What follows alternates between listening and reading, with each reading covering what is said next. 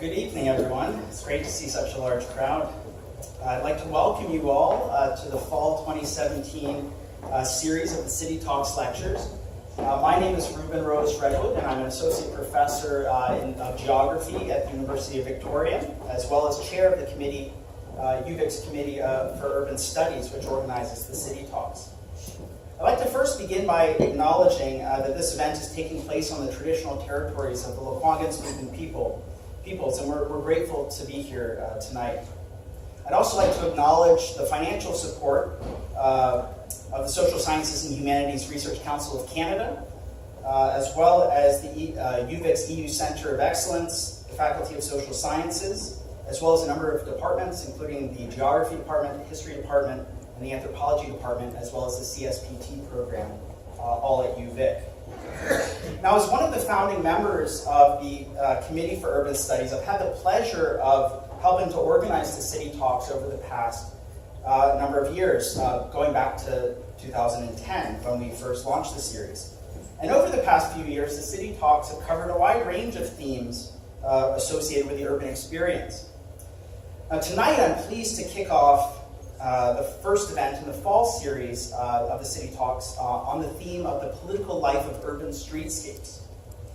Now, this theme is actually based on an edited book that I've just published with my colleagues Derek Alderman and Maus Ezuyaku, as you can see here at the front. Feel free to take a look before you leave. Now, in addition to tonight's event, there will also be 2 additional City Talks for the fall series. On October 26th, historian Anton Tantner will be traveling here from Vienna to give a talk on the political life of numbers, the history of house numbering in European cities. And on November 30th, political scientist Emilia Polonen will be visiting us from Helsinki to present her research on the space of passions, populism and the politics of us in the urban streetscapes of Europe. So I hope all of you can join us for all of the events this fall. Now, turning to tonight's event, what we'll do essentially is I'll begin with a lecture, roughly half an hour, 35 minutes or so. This will then be followed by a panel discussion looking at the politics of street naming in the city of Victoria. And we'll, hopefully, if we have time, we'll then have a Q&A session with the audience at the end. So with all of that being said, let's consider the urban streetscape as political cosmos. In his monumental yet unfinished work, The Arcades Project, the critical theorist Walter Benjamin observed that through its street names, the city is a linguistic cosmos. Now, in tonight's lecture, I'd like to consider the significance of this statement and its relevance for understanding the political life of urban streetscapes, both historically and in the contemporary moment. Now, of course, the city is not only a linguistic phenomenon, it's also a material space of everyday life, the embodiment of capitalist accumulation, a site of settler colonial political occupation, and many other things as well. Yet in what sense might we think of the cityscape as a cosmos? Extending Benjamin's line of thought, I'd like to suggest that the cityscape can be understood as a political cosmos. And what do I mean by this? Well, according to the Oxford English Dictionary, the term cosmos refers to a world or a universe as an ordered and harmonious system. Now, this, of course, is the political dream of sovereignty, to produce the city and territory as a well-ordered and harmonious system in which the rule of the sovereign prevails. And in this regard, we might think of urbanism as a form of world-making. Yet the order and system which political authorities attempt to impose upon the urban streetscape is necessarily a contingent spatial and temporal order, which is always open to the possibility of contestation and transformation. So if the streetscape is indeed a cosmos, as Benjamin suggests, then it's most certainly a political cosmos, or a world of spatial politics, that is subject to the vicissitudes of changing political fortunes, social struggles, and habitual routines, which collectively constitute the political life of urban streetscapes.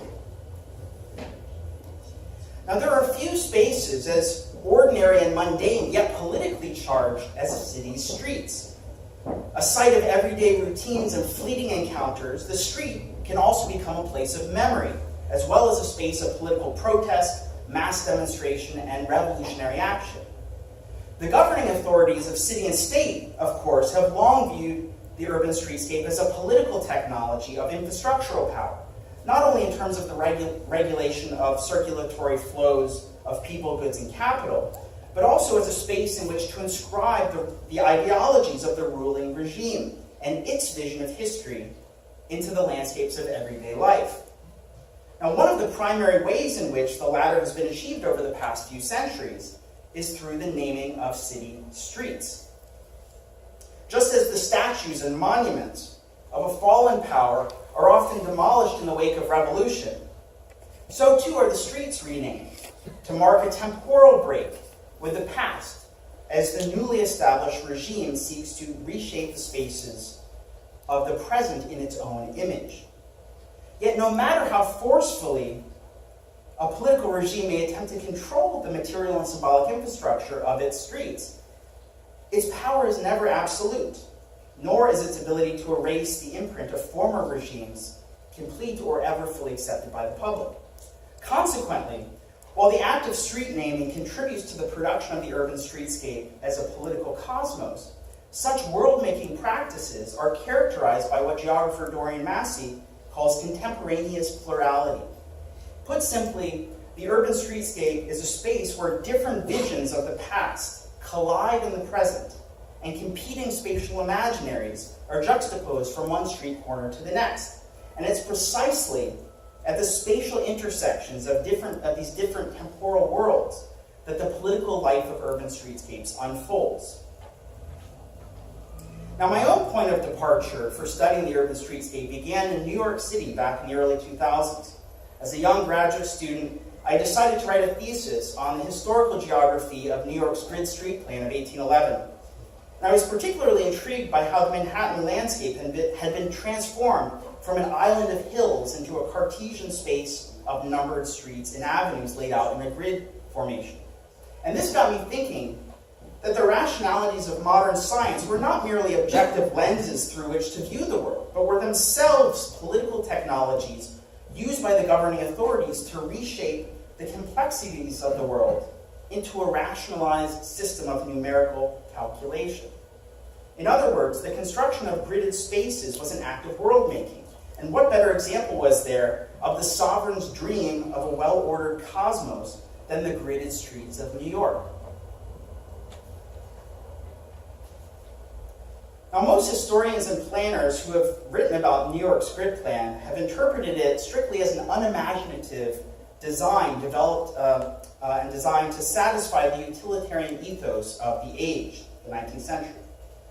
This historical interpretation is based largely on a report that the street commissioners who designed the grid had submitted to the city when they first proposed their plan.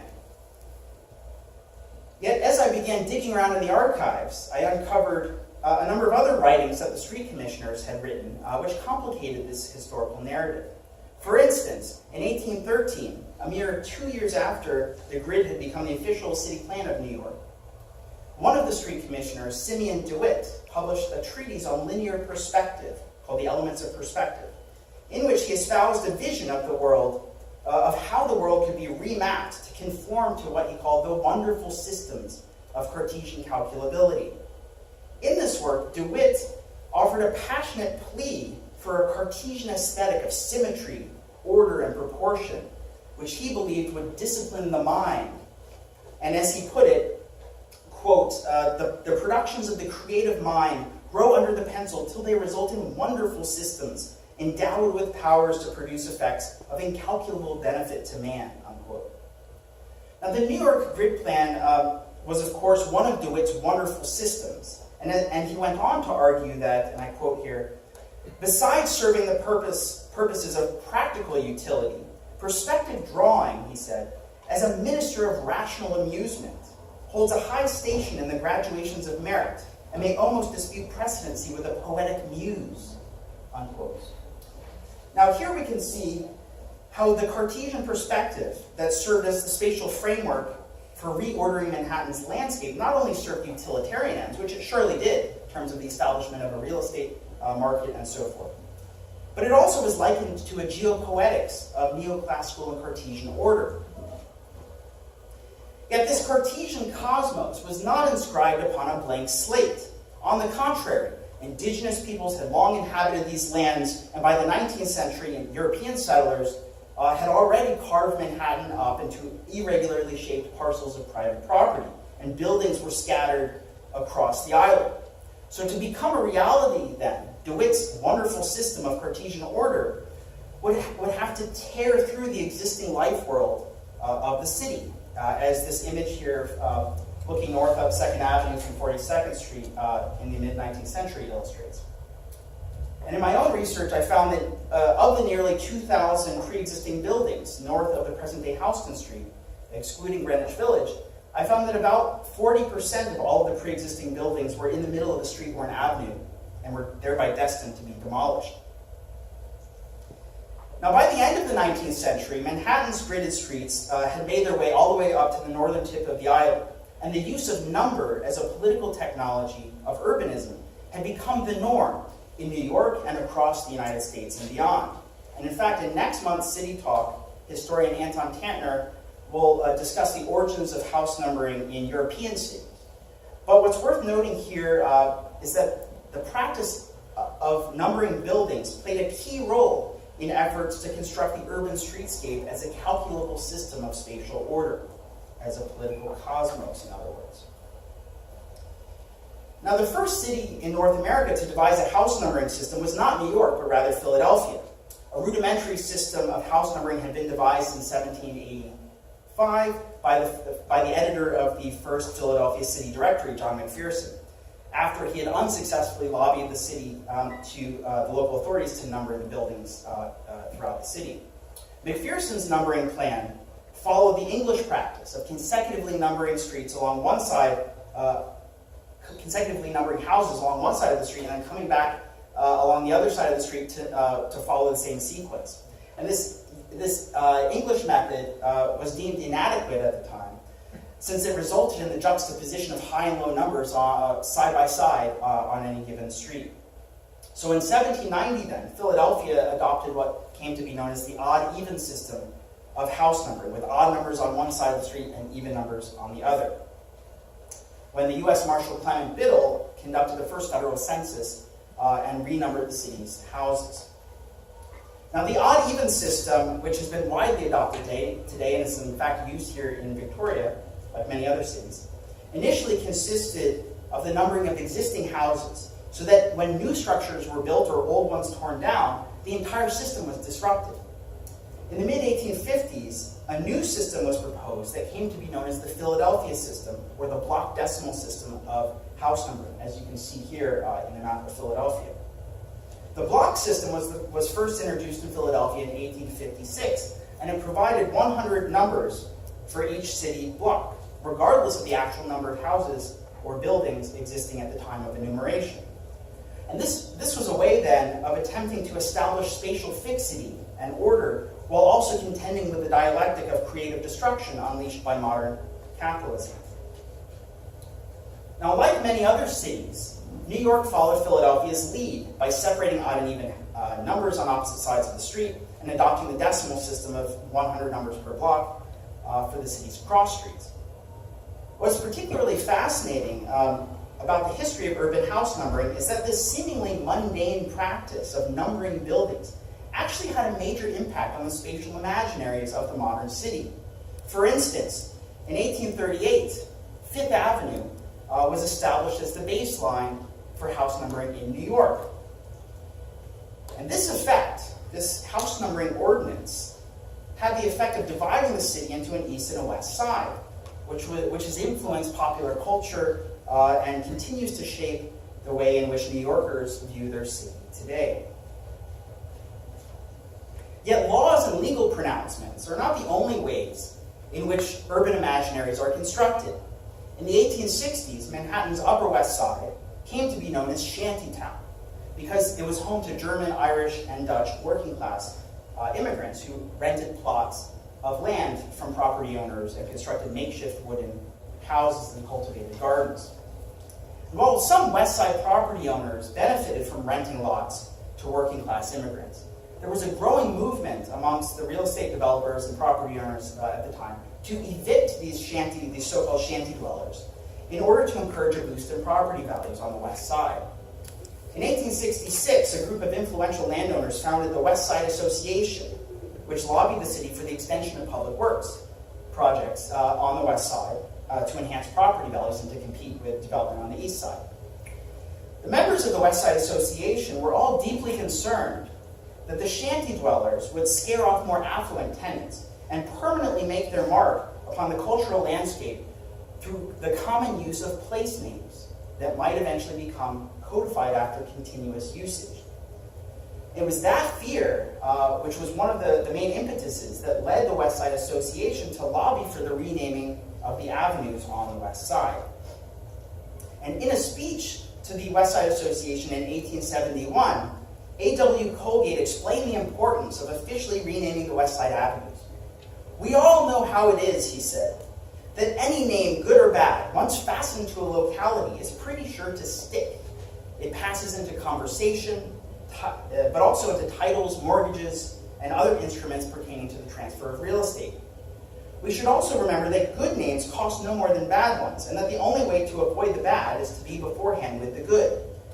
And here's the key point. He says, "The present inhabitants, such as they are on the West Side," meaning these working class immigrants, "are not likely to give any names that property owners would care to see adopted.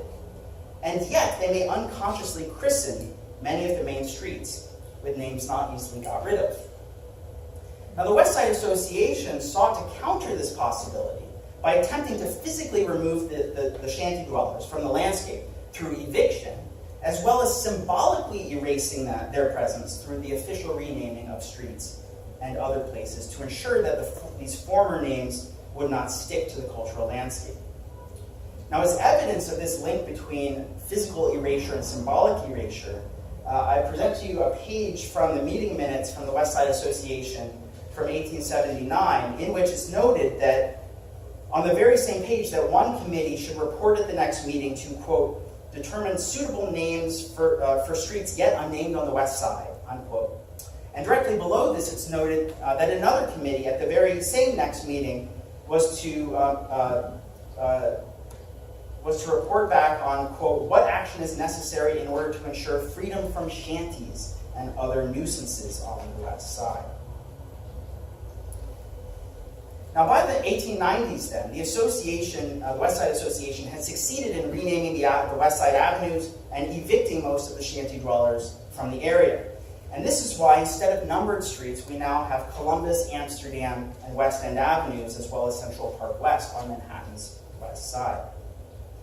Now, as this example illustrates, the commemoration of historical figures like Columbus tells us more about the people building a memorial than the peoples and pasts being commemorated, as geographer Karen Till reminds us.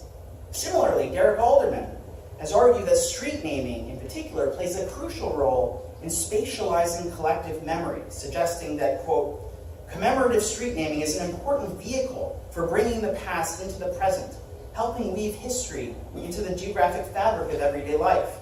Named streets, like any place of memory," Alderman argues, "can become embroiled in the politics of defining what is historically significant or worthy of public remembrance."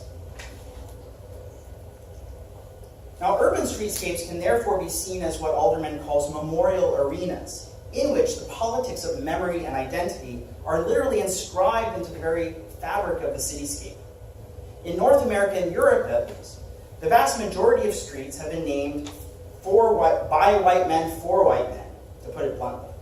However, since the 1970s, there have been various efforts, particularly among African Americans and to some extent Latinos in the United States, to rename streets commemorating racialized minorities and civil rights leaders such as Martin Luther King Jr., Malcolm X, and others, as these images from Harlem in New York show. Now, what's striking about the commemorative street names in Harlem dating to the 1970s and 80s is that they are all named in honor of African American men. And this gendered aspect of Harlem street renaming should remind us that there are multiple axes of inclusion and exclusion in the cultural landscape. And it was not until as late as 1993 that the first street in Harlem was named after an African-American woman, when there was an effort to rename a portion of 134th Street as Mary McLeod Bethune Place. And the Bethune street naming story received a good deal of attention and coverage in the local press at the time because it was largely the effort of a group of second grade African-American students and their elementary school teacher, Simon Solovich, who lobbied for a street name for Bethune. Solovich had been teaching this group of second grade students in her class about African-American history by studying the street signs in their neighborhood. When one of her students, Ron Ganton, asked the question, why are all these streets named after men and not any named after women? This question then led to a year-long project not only to study the matter, but also to lobby the city council to rename the street. And they chose Bethune for a number of reasons. Their elementary school, PS 92, was also known as Mary McLeod Bethune School. Bethune was also a great advocate for education. She founded a college down in Florida, and was as well as the National Conference of Negro Women. She also served as vice president of the NAACP and was an advisor to several U.S. presidents. Now, the lack of streets named after women is not unique to New York or Harlem, for that matter, but is part of a broader pattern of male privilege in street naming practices and traditions around the world. One recent study, for instance, examined the street names of various cities globally and found that on average, around 28% of all streets were named after women, the rest were named after men. In Paris, this led a group of feminist activists to post their own informal street name signs on top of official street signs in the city with the names of female scientists, artists, and politicians, as you can see here with a street renamed after Nina Simone. So there's a long history then of masculinism in the naming of city streets. Whether it's the Nazis renaming streets for Hitler or the Americans renaming those very same streets after US President Roosevelt after World War II, different political regimes throughout modern history have embraced a masculinist politics when it comes to the naming of streets. And once a city's streets are named, those names often become entrenched in the taken-for-granted order of everyday life and appear to offer a sense of permanence, stability, and legitimacy to the ruling regime. Yet the temporal succession of political regimes over time teaches us that political spaces are always on the verge of disintegration and dissolution, even during the very moments at which they seem the most stable and indestructible. The act of street renaming has often accompanied political regime change, with a classic example, of course, being the renaming of communist street names in Eastern Europe after the fall of the Soviet Union in the early 1990s.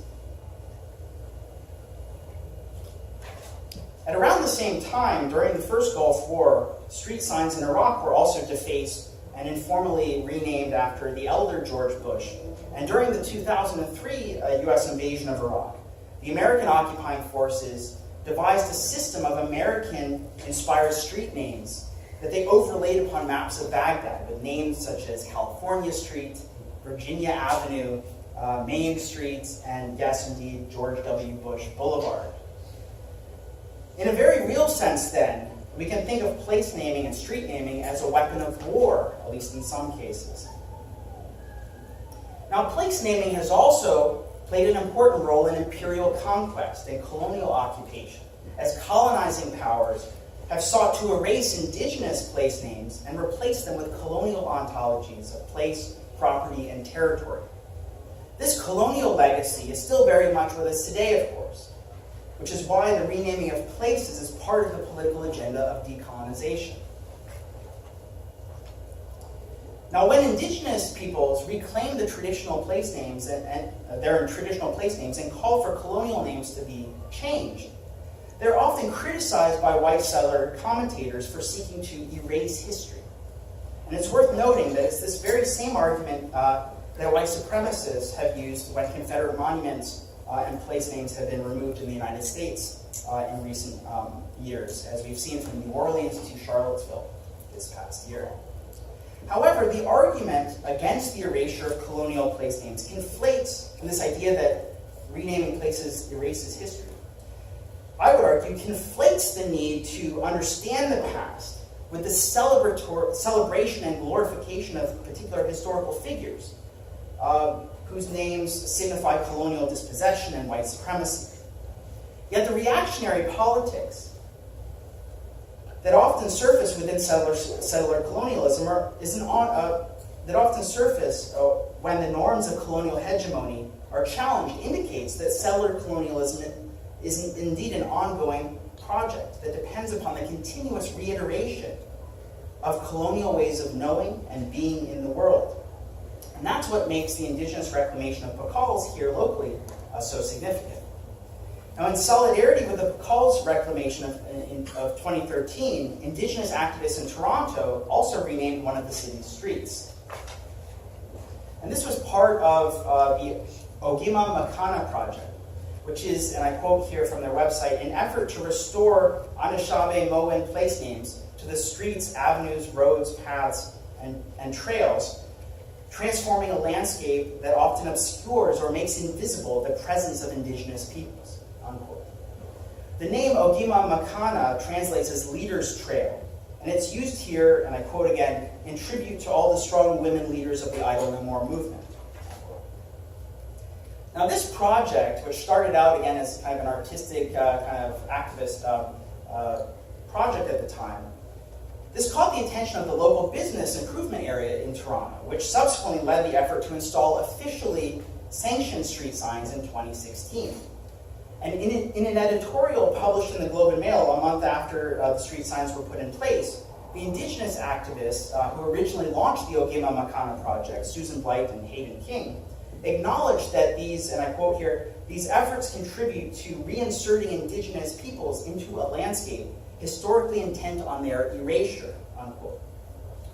However, they also cautioned that, and I quote here again, that there is a danger that these gestures become mere performance rather than actively helping to repatriate Indigenous land and life.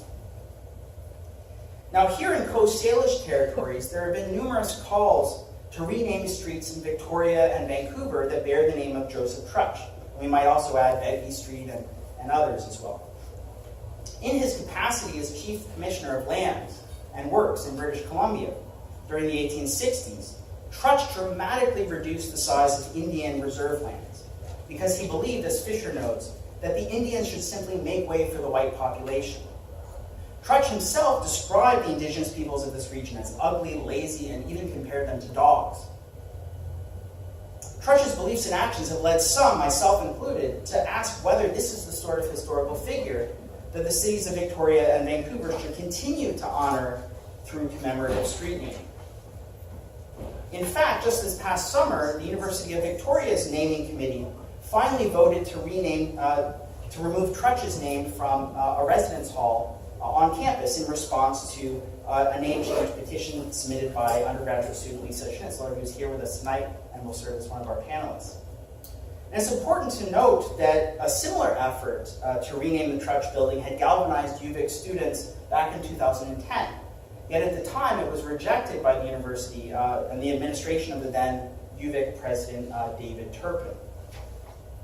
Interestingly, at the same time that the Trutch name change was rejected back in 2010 or 2011 or so, the very same naming committee voted to rename the building in which my own academic department is located in honor of the outgoing president, university president, David Turpin, who had turned a blind eye to the Trutch renaming campaign at the time. And of course, this is a portrait of Turpin that we see every time we enter the now Turpin building, the geography building, and environmental studies if you enter from the ground floor. Now, one could hardly ask for a more exemplary case of the use of place naming to reinforce existing institutional hierarchies while marginalizing efforts to decolonize the commemorative landscapes of contemporary settler colonialism. Now, following the release of the Truth and Reconciliation Report in 2015, the current UVic administration has changed its tune and acknowledged the importance of removing Trutch's name from campus, and did so this past summer. Now, UVic's decision to rename the Trutch building has renewed calls for renaming Trutch Street here in Victoria, which is part of why the Committee for Urban Studies has organized tonight's panel so we can have a public dialogue about the politics of street naming in Victoria. And if there's one thing that's true about this city's streets, it is that the colonial imaginary is deeply entrenched in the spaces of everyday life throughout the greater Victoria region of British Columbia. Victoria's streetscape is a space of colonial commemoration par excellence, with streets named in honor of European explorers including James Cook and George Vancouver, as well as colonial administrators and officials such as James Douglas, not to mention King George himself. And this is perhaps unsurprising in a city named after a British monarch on an island that bears the name of a British Royal Navy officer in a province the name of which is an assertion of British territorial control. Now, within this context, then, the utter ubiquity of colonial place names has had the effect of normalizing the colonial imaginary as a taken for granted order of the discursive universe through which neo-colonial modes of being in the world are experienced. If Victoria's streetscape is a political cosmos, therefore it is a cosmos constructed by and for the ongoing project of settler colonialism.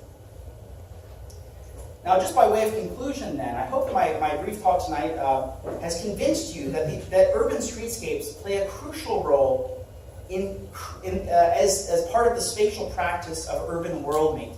And it does so in part through historicizing space and spatializing history.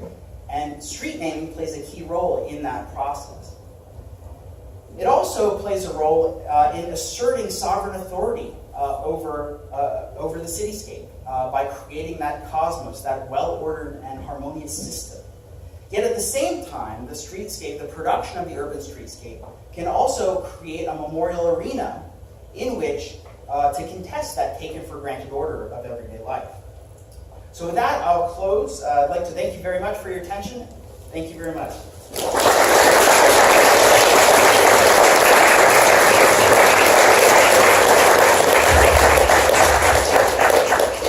Okay, so I kept that somewhat brief so that we can shift now to the panel discussion. So if I could ask the panelists to come up to the stage, to the front here, we'll get started with the panel.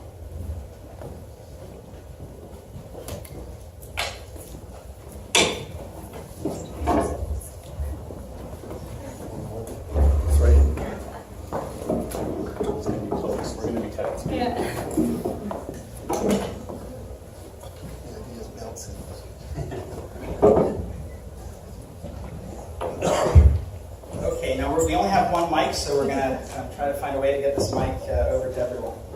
So what we'll do, I'll just briefly introduce the panelists first, and then I have a series of questions that I'll pose to the panelists, but hopefully we can actually spark a dialogue that is a bit more organic. So, okay, so let's see how we're organized. All right, so first we have Sam Gray, who's a PhD candidate in political science at UVic. Her research focuses on settler colonialism, Indigenous settler relations, and the limits to a politics of reconciliation. Next, we have Lisa Schnitzler, who's an undergraduate student at UVic studying English and Indigenous studies. Did I get that right? And Lisa was instrumental in petitioning the university to rename the Trutch Building this past year. Next, we have Ben Isitt, who probably needs no introduction for this audience, but Ben is a city councillor here in Victoria, as well as a member of the CRD board. Is that still on that board? He's also a noted historian and author, and has taught history, international relations, and labor studies at UVic, UBC, Simon Fraser, and so forth. And last but not least, we have John Lutz. John is a professor of history and also chair of the history department at the University of Victoria, and his research examines the history of Indigenous settler relations and the politics of race, place, and memory, particularly within the Pacific Northwest. Okay, so I guess we'll begin. I'll just maybe present my first question, and we'll see where things go. So there's been considerable debate in recent months over whether monuments, memorials, and places named after white supremacists should be removed from public spaces in the United States as well as here in Canada. Critics argue that such changes argue that removing monuments and renaming places erase history, as I've accounted in my presentation. While supporters of these changes maintain that they are necessary to better align the commemorative landscapes with present-day values. And that there's a difference between remembering the past and glorifying specific historical figures by putting them up on a pedestal. So given this general debate then, what are your thoughts regarding the recent decision by the University of Victoria to rename the Trutch Building?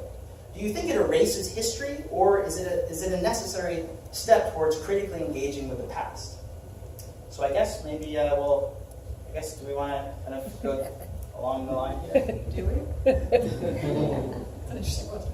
I actually think the erasure question is worth considering as more than a counter-argument or an accusation, because the problem with commemorative naming is that it is always an exercise in reducing complex histories. It's just that's what it is to be a name and not a book.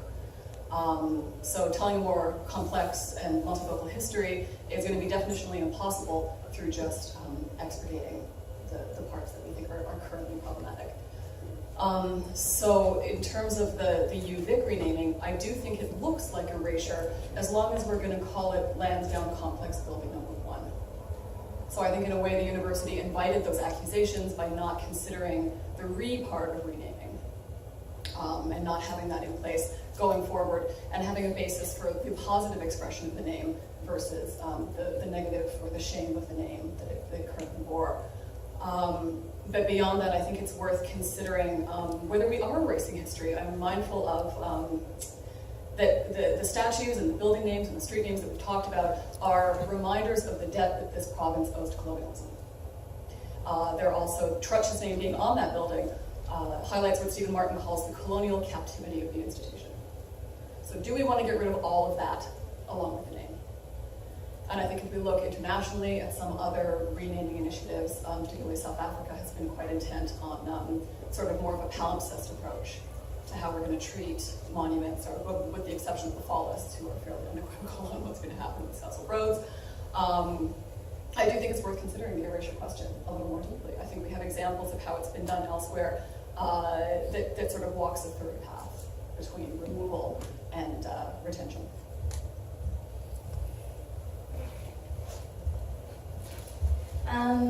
Just adding on to what Sam said, I think it really stands in how the university reacts with the renaming.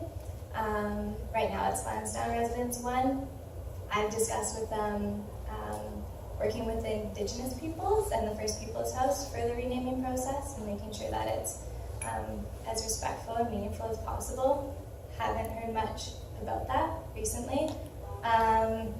For me, it was about confronting the history and starting a conversation about Joseph Trutch, and I've heard a lot more conversation about him than I did last year or any time before in my life, so I think I've been successful in that way. That was the most important thing for me, is confronting the history, and to all the Indigenous peoples I talked to as well, that was really important for them, that the university acknowledged and got rid of the name. Thanks. An interesting sort of contrast. I only learned this a few months ago. The Lekwungen communities in the Esquimalt and Songhees nations, they have one speaker left that knows their language, Elmer, and he's working flat out with Esquimalt to try to give them the foundations to be able to build a language program. So if you contrast that with virtually everyone in this community knowing Cook, not to mention knowing our whole our whole dictionary and all the history and cultural iconography attached to British imperialism and the British culture, it's that contrast. So even trying to find an Indigenous name that would be a good fit to replace the Trutch building is challenging, given the cultural genocide that the Lekwungen peoples have faced. So those are that's the imbalance in power relations and the cultural capacity that we're looking at. In terms of the context question, I think if we had a proper public education system where in the K-12 system, students were being exposed to the kind of ideas that we're talking about tonight, if we had a robust adult education system where members of the general public were being exposed to these ideas, if we had a properly funded municipal museum where statues and old signage could be on display and the general public used it and knew it was in there, there'd be no problem removing this kind of stuff. It's only because of the fairly low state of our culture, of mass culture, that it is at risk of being lost, this knowledge, if we take the signs down. Another approach could be expanding the names to provide more accurate, historically accurate content. So it's a little tongue-in-cheek, but I just have a couple here and then I'll pass it to John. So Victoria could rename its street to Hanging Judge Begbie Street, or Land Robber Joseph Trutch Street, or Gunship Sutledge Street, or Death Admiral Denman Street. We don't have a John A. Macdonald School here, but in other parts of the country you could have Sir John A. Genocide Macdonald Elementary School. With those names, you would have the history of imperialism, colonization, cultural genocide front and center, and we would have a much more informed population. And those kinds of names could help advance the project of reconciliation and more respectful relations between Indigenous and non-Indigenous peoples. I'm going to sit on Ben's lap. Only at the Qualicum conference. So I'm going to take a little bit of a different view from Ben here. I think, so if the question is, should we rename the Trutch building at UVic? My answer would be, yeah, I think that's a good idea. Should we rename Trutch Street? My answer is, well, maybe. I think there's arguments for and against, and I'm willing to talk about, both. Should we remove John A. Macdonald's statue? And I would argue no. So is this kind of... so I guess what I'm arguing for is when we consider renaming, I think there's all kinds of reasons why we might want to rename streets and buildings and perhaps remove statues. I think it's been successfully done in our even in our recent past. I think of Queen Charlotte Islands are now known as Hayaguai, and that's well accepted. I think renaming that I think most people have accepted and embraced. I think there are arguments and reasons for renaming certain places around Victoria with Indigenous names. I think there are reasons for perhaps renaming certain streets or whatever. But there are reasons, and there is a logic, I think, and there is, I guess what I'm saying is, if we're going to rename a street or a building, if we're going to take down a statue or add a new one, these things have to be thoughtfully and carefully and with full historical context. A lot of the arguments happen, I think, around applying current values to historical figures. And as an historian, I think that's our kids are going to look back at us and say, geez, that generation, they didn't get so many things right. Their values weren't in line with our values. We're going to rename everything that they did. I think when a populace names a street, it should do so carefully, and when it renames a street, it should do with the same careful deliberation. If you wanted to name a new geographical feature in British Columbia, you would have to apply to the Geographical Names Board, and there's a set of policies and rules that you'd have to go through. I think that's valuable, and I think we should have similar things for renaming. Does anyone want to, I have other questions, but maybe does anyone want to respond to any everyone looking at me? comments? Okay, well, John, I guess that was an interesting kind of connection between the location of a name shapes whether you might want to name it or not name it. And as a geographer, location is an important factor in terms of thinking about place. And so I guess my next question kind of involves, well, if renaming the Trutch building on UVic's campus is something that many of us support, why would renaming Trutch Street be any different, I guess, this would be the question. And this kind of ties in also, there have been a number of other debates, not only about streets, but also monuments. You mentioned John A. Macdonald. There's been debate also recently about the statue of Macdonald in front of City Hall and Macdonald's role in residential schools and the cultural genocide of Indigenous peoples in Canada. So I guess I'm wondering, given that the city of Victoria does have a Trutch Street and a statue of Macdonald in front of City Hall, what are your thoughts in terms of what we should do with those monuments and names in relation to this discussion. Well, I think Murray Sinclair recently said that it was a bad idea to remove the statues or to do the rename. He called it a recipe for fighting. And I think a lot of the time we go into this, particularly the university community goes into this, from a certain perspective, sort of preaching to the choir a little bit, and we forget the set of beliefs that we're actually speaking to and against. I think we should remember that, and I'm going to read this because I actually brought it with me. Over a third of Canadians still insist that Aboriginal peoples are no different from other ethnic or cultural groups. They place low importance on Aboriginal history and cultures defined in Canada. They demonstrate a lack of interest in learning more about Aboriginal people. And 2/3 of Canadians feel that Indigenous peoples have a sense of entitlement that 14% further describe as unhealthy. So I think if we're going to go about renaming initiatives, we're going to have to take that as the canvas that we're working against and strategize accordingly. And I think that's the real hurdle, not necessarily the should we. I think we could probably get general agreement on the at least complicated legacy of these men, but how to actually go about proposing renaming against that environment. I think it's worth noting, I should have said this before, I am Indigenous. I'm Cree on my dad's side. So I've had a very interesting upbringing because I've kind of had one foot in the Indigenous identity and then one foot in the settler identity. So that's something I've struggled with a bit. But I also don't know a lot about like political science or the naming of things. But to my knowledge of residential schools and the things that went on in there, I think there definitely has to be a change with glorifying someone who had such a leading role in that. And I think that's a situation with Indigenous peoples.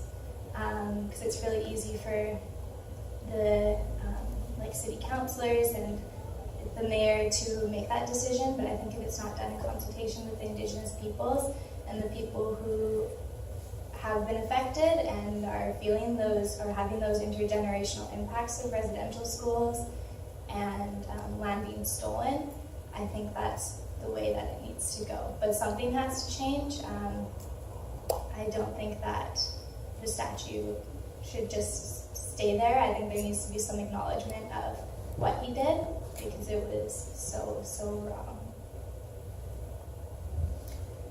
Thanks. I think John's points around the context of the time is important, and it's challenging judging past figures against today's values. My personal view is that Trutch Street should be renamed and the statue should be moved, either to a federal building where it would have a big contextual plaque, or probably better into the Provincial Museum with the contextual display. But that's a discussion that definitely I think has to take place with the local Indigenous communities. There is a committee of Indigenous and non-Indigenous people called the Indigenous Solidarity Working Group. I'm a member of that committee, and anyone here is welcome to join. That committee is actively pushing to have the McDonald's statue removed, and we'll probably get into the campaign around place names as well. So it's a good opportunity to put these kinds of ideas into action. The challenging thing with this is that these types of things invariably bring up a lot of racism. And it's racism that's not directed at the privileged people who are often involved in these campaigns. It's directed at the people who face that racism throughout their lives, Indigenous and other racialized people. And so that's something that anyone getting involved in these campaigns obviously has to keep in mind about what could the impacts be.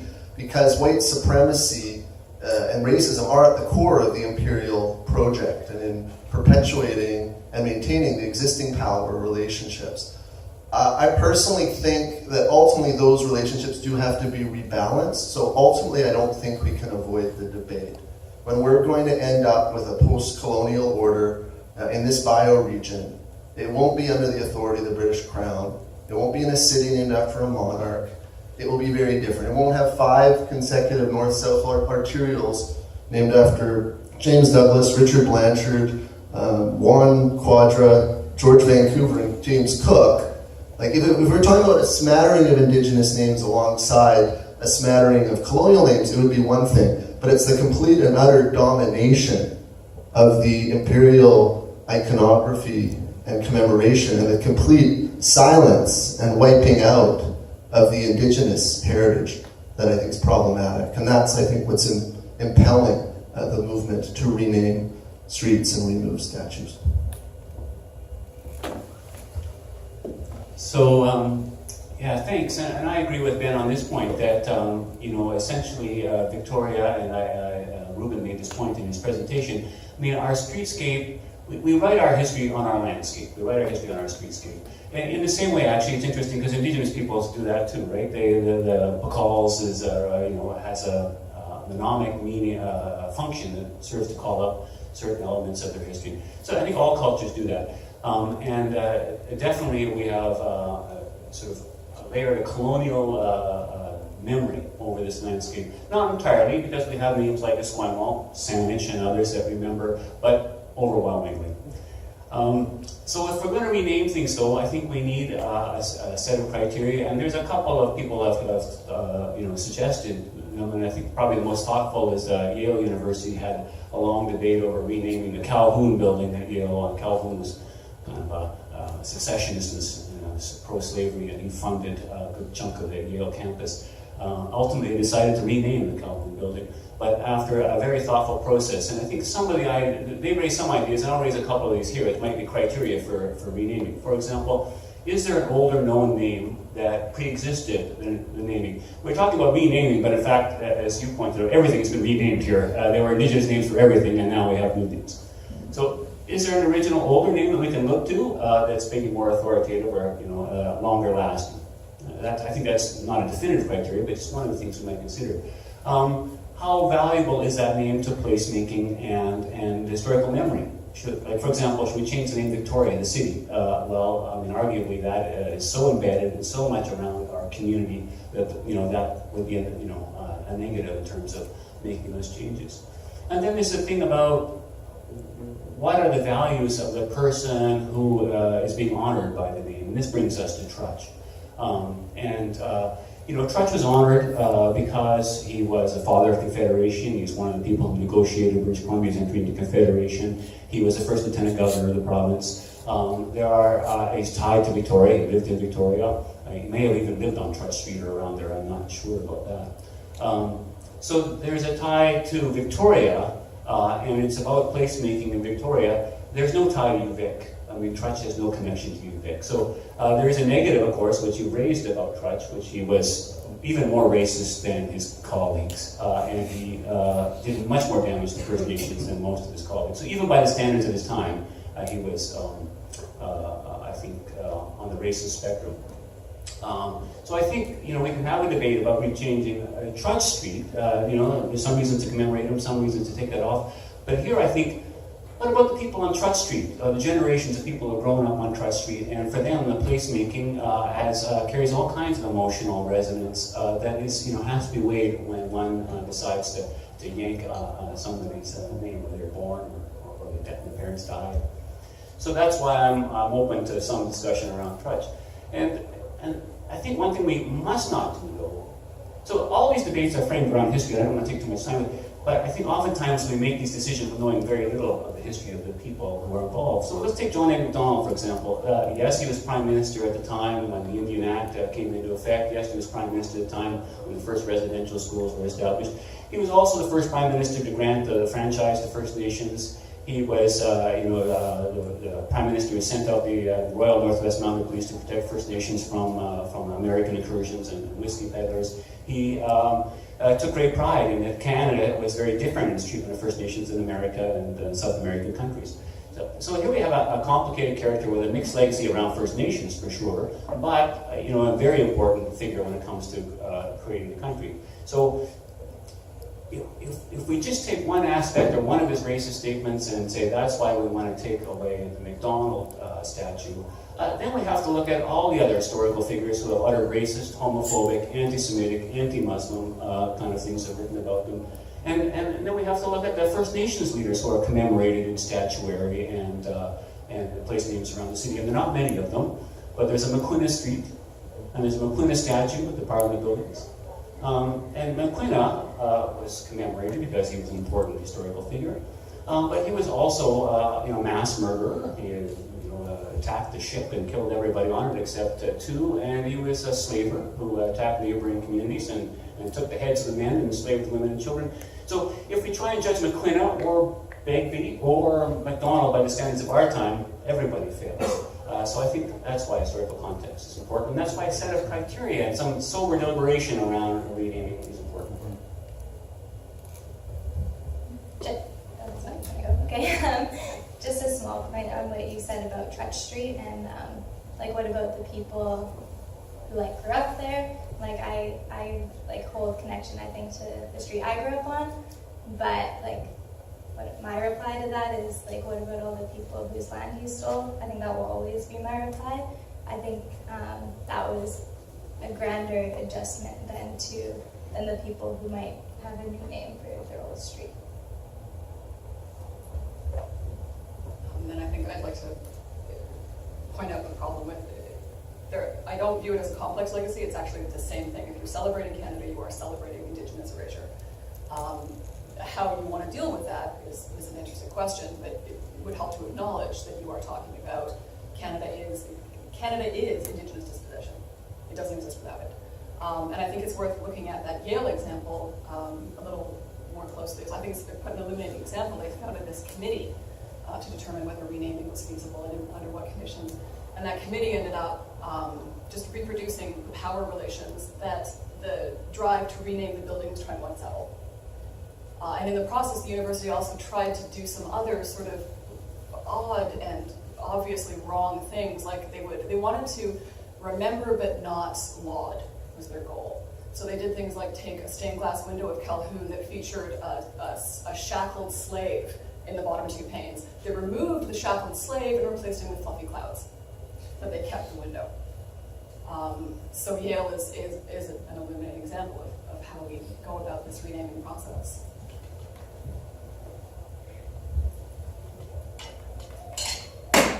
If I believe I'm not mistaken, that same window was, there was a janitor or something that smashed that window and destroyed it maybe after that. And I believe also at Yale, they originally came out with a decision not to rename the Calhoun buildings, but then eventually reversed their decision and formed this commission. And Very much like UVic and the Trutch. Yeah. So there are a number of things, I guess, that kind of have been raised. One point I wanted to make, I guess, that we haven't really discussed is there's two different issues, it seems to me, here with commemoration. One is the reputation of the individual being commemorated, such as Trutch or Begbie and so forth. Or in the United States, Robert E. Lee and others, Calhoun. And then there's also the act of commemorating itself. I had a quote in my speech, my talk about the act of commemoration tells us more about the people doing the commemorating than it does about the people being commemorated. And so in the United States, there's a lot of discussion, a lot of these monuments were put in place in the 1920s and 30s during the height of the Jim Crow era, when kind of racial segregation, legalized racial segregation was at its peak, and the KKK and other white supremacist groups were terrorizing African American communities. And so the commemoration of these figures was occurring within that broader political and ideological context, right? And so, this begs the question of, well, when did the McDonald statue, when did that get constructed and erected there, and whose interests were, kind of at stake in putting it there? Or, that's just one example. We could look at the Trutch building or others, the Trutch Street. And so, this question of the individual being commemorated and the people doing the commemoration and what interests they have. And should we, in the present, be placed in a kind of a symbolic straitjacket based on the commemorative decisions and priorities of a prior era, is another question. And this kind of takes me, I guess, down this the road of this question of, it's often phrased as the slippery slope argument, that, well, if we rename one place, then we'll have to rename all places, or if we rename places after McDonald, then we'll have to rename all places named after prime ministers of all prime ministers in Canada and so forth. This slippery slope argument often arises in these debates, and I'm wondering what your thoughts are on that. Well, the slippery slope argument is certainly the one we hear the most. Most of the places that renaming is happening, not just in the Anglosphere, the colonial condition, we hear the slippery slope argument. The argument has been put forward that it pretty much eliminates anyone born before 1950. It's going to eliminate Frederick Douglass, who had notoriously poor views of Native Americans. It's going to eliminate Gandhi, who had notoriously problematic views about Black Africans.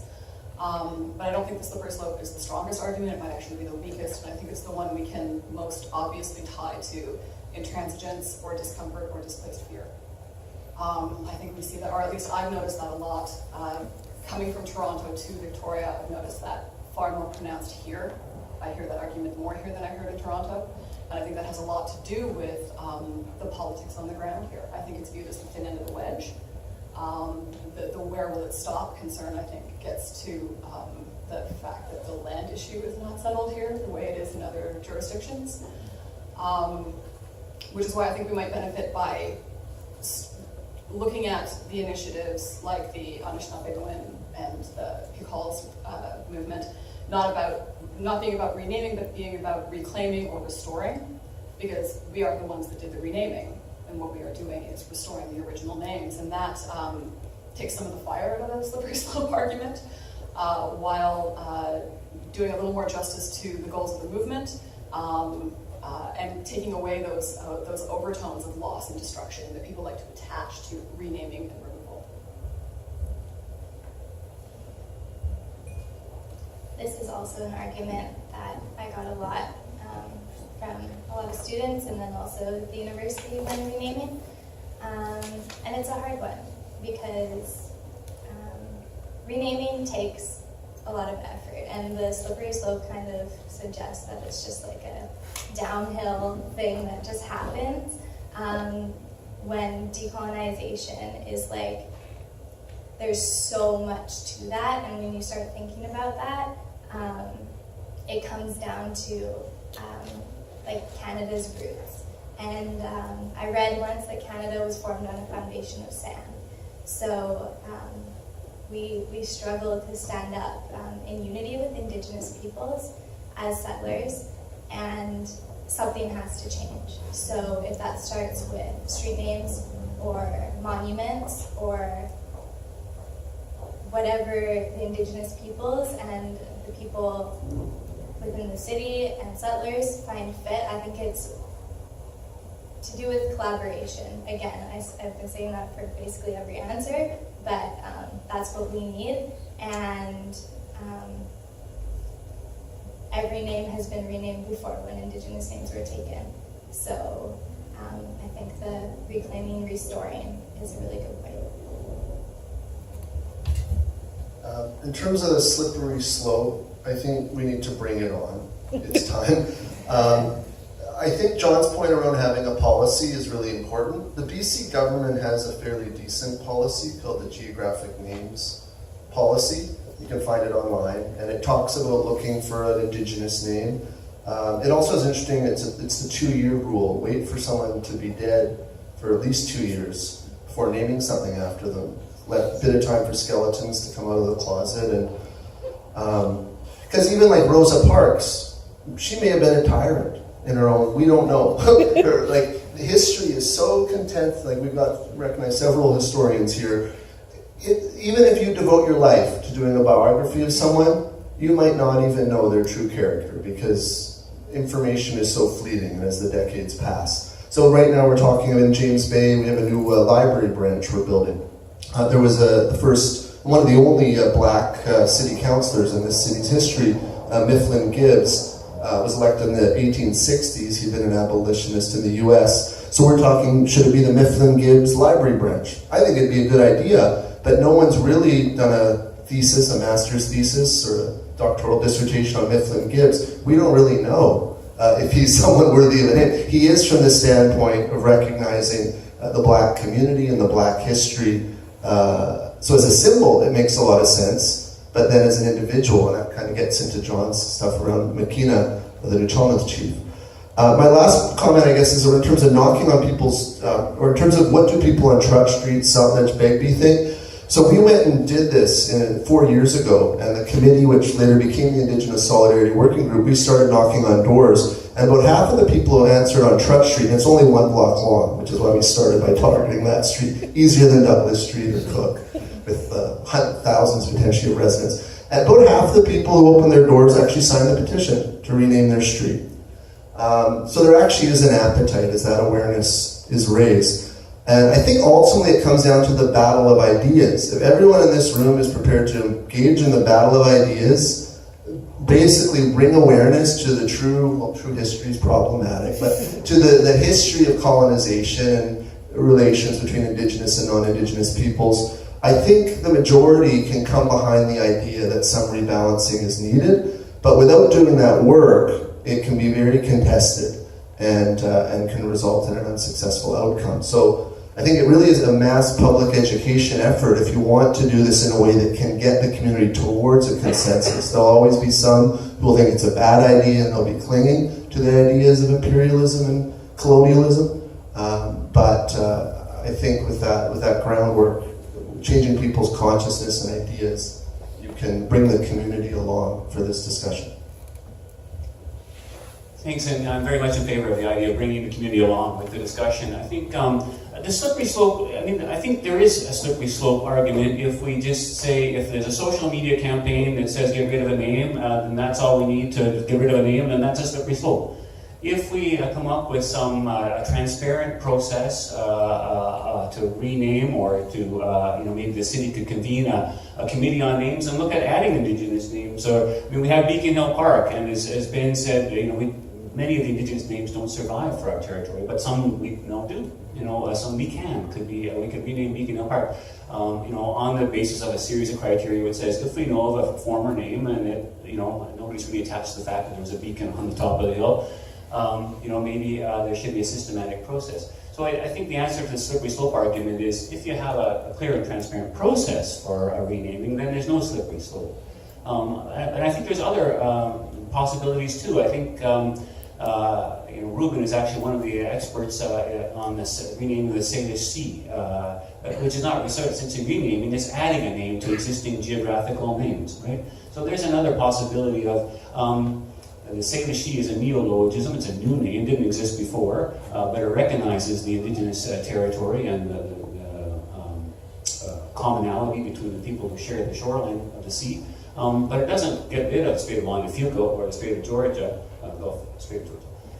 It adds a layer of history and recognition to that. So, one could think about places having dual names. And I think effectively that's what happened with Haida Gwaii and Queen Charlotte Islands. I think for a long time the Haida were pushing for the change. For a long time those names sort of existed side by side. People often used both. And then over time, Haida Gwaii became an accepted name, and now it's disputed. So I think we can avoid the slippery slope argument by being thoughtful and careful about how we do this, and democratic. I think so having our city or having our province or our local authorities take this in hand and have public discussions like this to make the process open and transparent.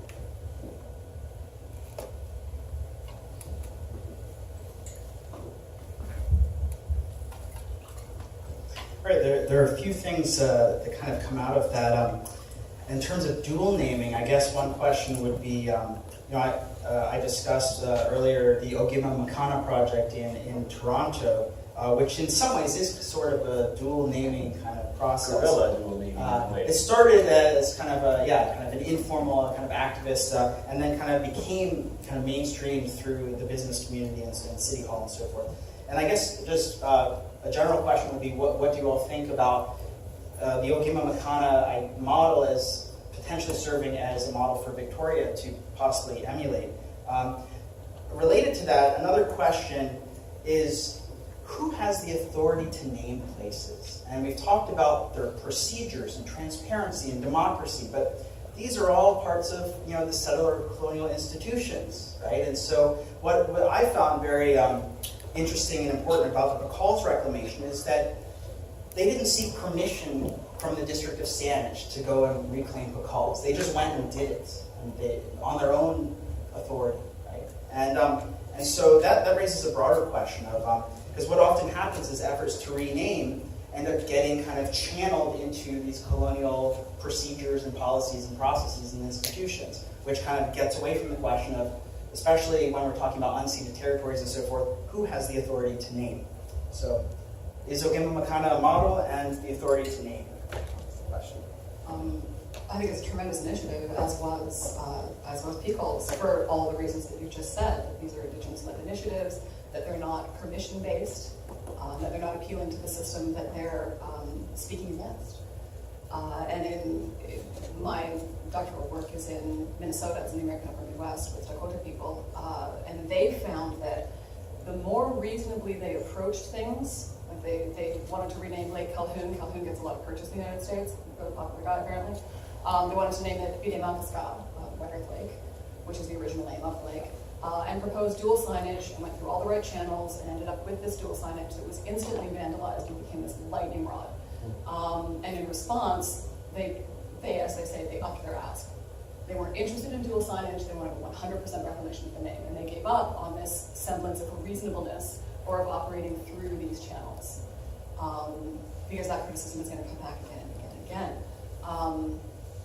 The thing about Victoria that I'm mindful of is that part of the problem in Minnesota has been that when we look at renaming, we tend to see the most resistance in older demographics. And Toronto's embrace of the Anishinaabe renaming was interesting, but it's a very young population compared to Victoria. So the demographics are different. Victoria Freeman famously once said that Toronto has no memory. I think that's probably a fairly accurate description of Toronto. I think Victoria is a little bit more attached to the colonial memory. I mean, it is Victoria. And again, as I said before, the Indigenous relationship here is very, very different, and that the fear combined with sort of the lack of understanding of the land issue seems to create a lot of anxiety.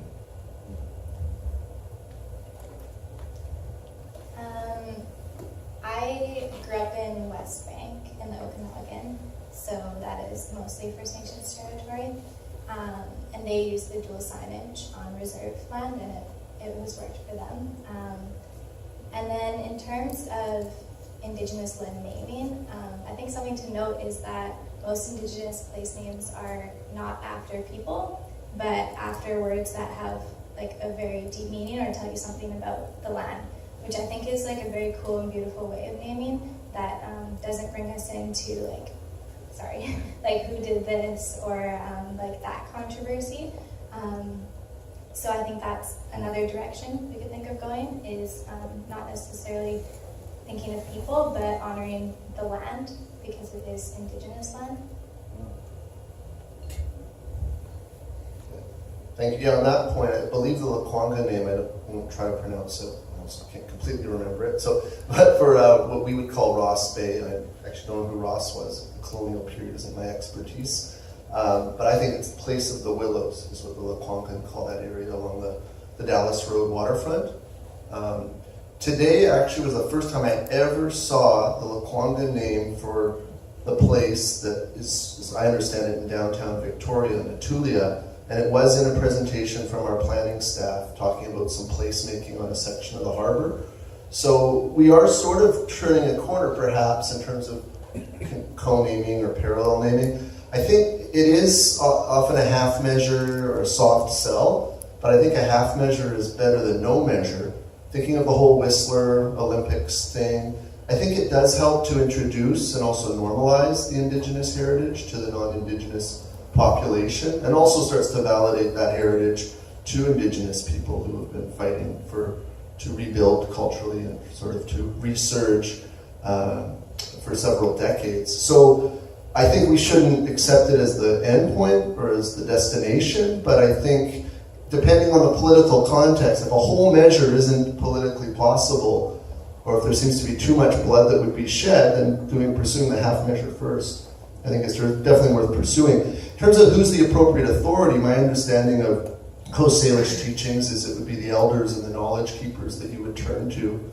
The city has been okay on that. When we were looking at some traditional burials within the city, We did have Elmer George and Mary Thomas, and I was acting mayor that month, and so I spent some time with them, and they advised us on what the reburial procedures should be, and the whole protocols, and the city and the CRD staff kind of basically completely followed that direction. So I think we're getting there. In terms of changing those symbols, I think that's where the pushing comes in. And I think it's worth, though, pursuing that change with those authorities, because Reclaim Pekalsa was a great initiative, great leadership from the Wasanich peoples, great example of a committee that had Indigenous and non-Indigenous and post-secondary and grassroots community participation. But ultimately, it didn't go the step of getting that Mount Douglas, the name changed. At the time, I actually met with a provincial toponymist, because Eric Pelkey from the Sailed Nation had asked for some assistance with the lobbying side of things. So toponymy is the study of place names, and she was very helpful, and we knew the whole process to apply to the provincial government to change it, but just with all the referrals and all the work that First Nations, looking after what for us, we have 4 different levels of government there, it's all on their plates with all the poverty and other challenges. They just didn't pursue that to the point of having that name change. So I think it's the grassroots pressure, it's the Indigenous leadership, and then I think it is important to even get the settler authority that currently has that jurisdiction to make the change. So I think it's worth noting that it took the effort of Lisa especially to get UVic to change the Trutch name. And Lisa identifies as part of the Indigenous, and it came presumably from that, partly that perspective that pushed her to do that. It's worth noting that it was the Sanic people who made the name change on Pecals. It didn't come from old white guys like me, I guess is the point that I'm trying to make. And so, where would we be without these young people like Lisa, and without the young people with Sanic and the young people saying, hey, there's something wrong about this world where we don't see our names recognized or present anywhere, or egregious colonial figures are celebrated. So I think we have to embrace and welcome those kind of interventions in our naming and our landscape.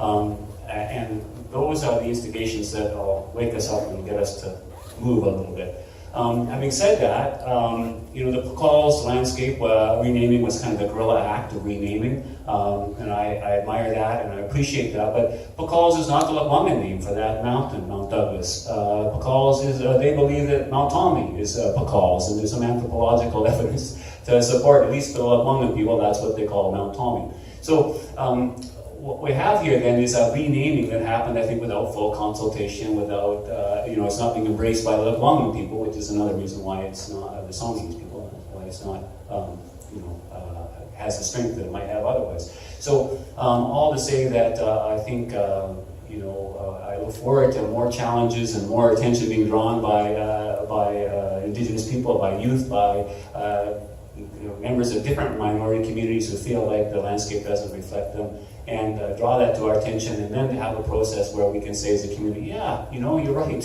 we're missing a part of our history. The landscape is our history, but we're missing a good chunk of it.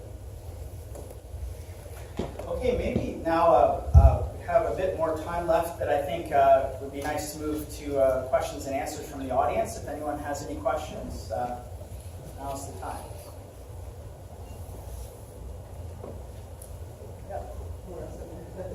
You're going to have to speak up because you don't have a mic.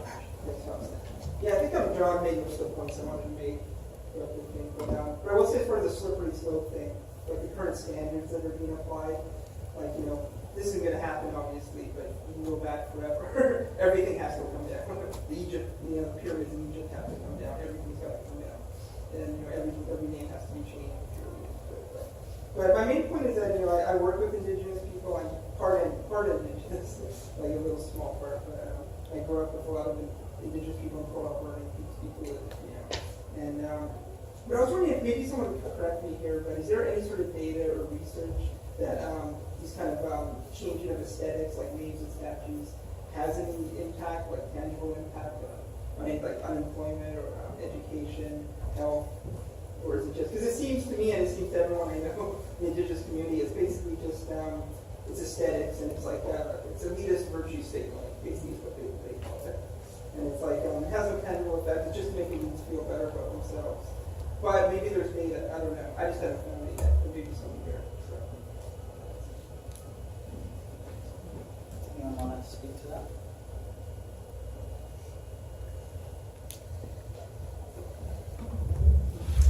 I don't think there's any data. If there is, I don't know about it. But I guess the data, we would call it anecdotal. I think you're right that changing Trudge Street to, I don't know, Chiolthuk Street. Chiolthuk was one of the leaders of the Lekwungen people when the Europeans still arrived. Doesn't solve any of the community problems in First Nations communities. It doesn't do that. But if that process happens in a way that is, I'm suggesting if it happens in a civic, in a transparent way, it'll generate discussion. It'll generate recognition that this is a colonized landscape, and I think ultimately it raises. I won't say it raises the status of First Nations in our community, but it reminds us of their presence, their displacement, and in a way it does say we honor that and now in the way we had it in the past. So I think that affects all Indigenous people when we do that. It's not an either or. It's sort of a thought that came to mind. It's a little ridiculous, but if you're in the grocery store, you say thank you to the person who sold you the food, it doesn't mean you're going to save the Brazilian rainforest by doing it, but you still do it because it's the right thing to do. So of course we have to fight for social justice, equality, adequate resources for Indigenous peoples, both on reserve and off. But we also need to fight, if they want our help, to help revive languages and help rebalance the commemoration and how this landscape is named and signified and shaped, as Reuben sort of laid out in his opening remarks. So yeah, it's not an either or. I don't really buy that argument at all, to be honest with you. And I bet half of the people in this room work hard to provide economic and social justice for Indigenous people. With the same gusto, they would pursue the issues of place names.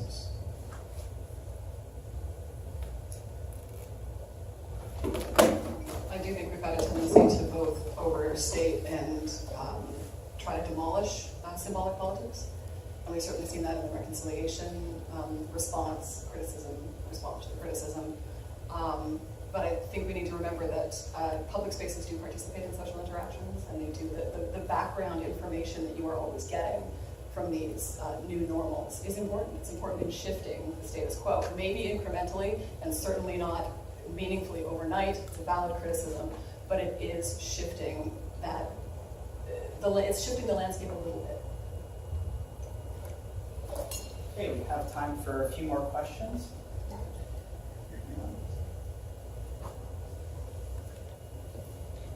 Yes. Sorry, I was just wondering about like the commercialization of things in recent times, like TD Bank and TD Garden, and how maybe I don't think a city would be able to do it, but like commercialization of like Trudge building or the new name for Trudge and stuff like that. Maybe why don't we take one or two more questions, just since we're running low on time. So did you have another question as well? Yeah, I was just curious, Lisa. Reuben mentioned that in 2010 there was a failed attempt. There was a failed attempt, to have the Trudge building renamed. So just curious what your approach was, and was it any different than the previous approach? Did you have different feedback from the administration? Did everyone hear that question? Okay. Lisa, yeah, you want to answer that? I started doing my research in around December, just like looking back to, because I had heard from various professors that it had been attempted before. I've heard it's been attempted, or was attempted many times before 2010, but 2010 was the only one I could find documentation of, and no one would tell me why, and those people weren't told why it didn't get passed. I think timing was really on my side, and the change in the president and the committee that was passing it through. I think it would have looked really bad if the university didn't do anything about it, and they worked a lot faster than I imagined. So I would say that 2010 put as much effort as I did into it. The people just had reasons to deny. I want to also speak to the maybe the commercial. Yeah, I can address that. So the city of Victoria, we sold, before I was on that council, the previous council sold the name to the arena, sort of in 10-year increments to save on foods. The city gets $13,000 in revenue for allowing the building that used to be called the Memorial Arena, which is ironic, in light of your comments, Reuben, to this. We basically have a contractor who runs the arena, and a part of their contract lets them sell the naming rights on the condition that the city gets 10% of the revenue. So the arena operator gets $130,000 a year. The city gets $13,000, and we get a massive thing that everyone thinks is a shopping center instead of an arena. So I think the whole issue of corporate naming is an unfortunate consequence of neoliberalism. I'm hoping we're turning the page on neoliberalism, and I think there's positive signs, social movements, political movements all over the Western world where neoliberalism sort of reared its ugly head in recent decades. The idea of commodifying, parceling, commercializing every aspect of the natural world and every aspect of human relations and the social world. And so certainly the politics of place names aren't confined to issues of colonization, as Reuben indicated in his introductory remarks. So I personally, there may on a case-by-case basis sometimes be some rationale for corporate naming, but generally it's a cash grab by institutions that feel there isn't adequate public resources to pursue their objectives. So they look to the corporate sector for revenues, and in exchange sell that branding and that commemoration to the corporate funders. I wanted to add to this point that I think the time right now is very fruitful, and people have really acted on both Resist 150, catalyzed a lot of action, and the TRC's calls to action have produced a lot of committee formations, plans of action. Canadian Political Science Association has been trying to decide how we're going to implement those calls to action. And just as an anecdotal thing, when I was moving to BC in 2010 from Toronto, in 2008 from Toronto, the number one question I got was, are there still Indigenous nations? And I don't get that question anymore, even in Toronto. So the TRC, certainly with the recent Centennial, the ramping up of Indigenous resistance and calls for actual decolonization, not reconciliation, but decolonization, I think have helped to shift the conversation in an interesting way, and maybe produce an impetus to act on things that could have been shelved in a prior regime. Any last comments from the panel?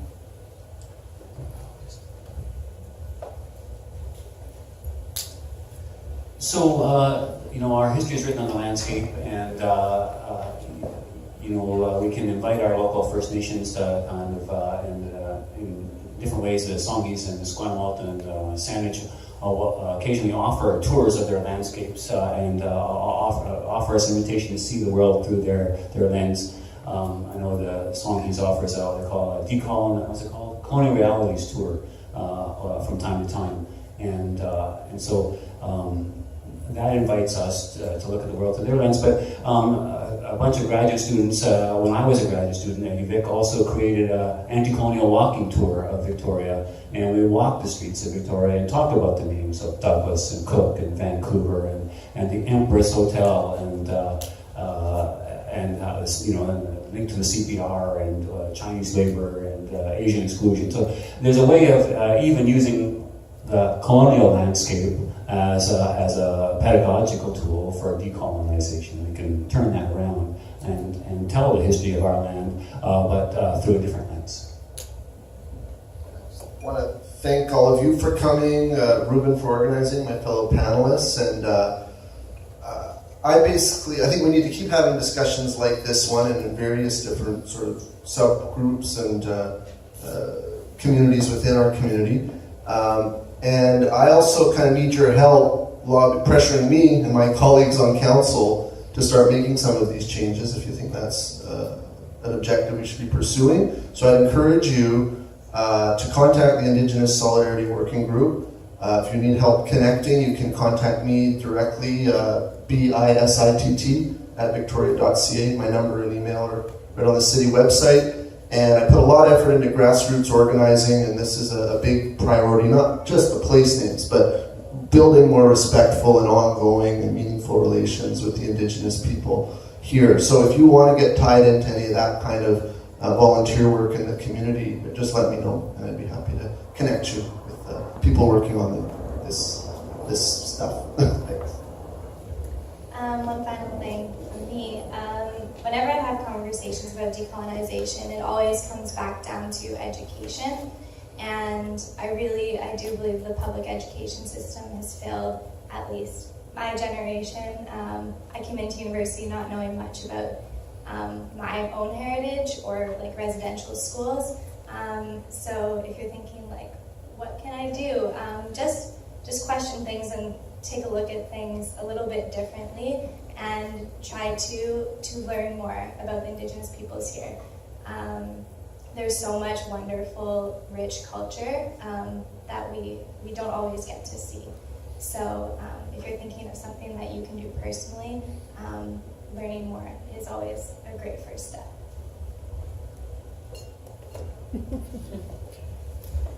All right.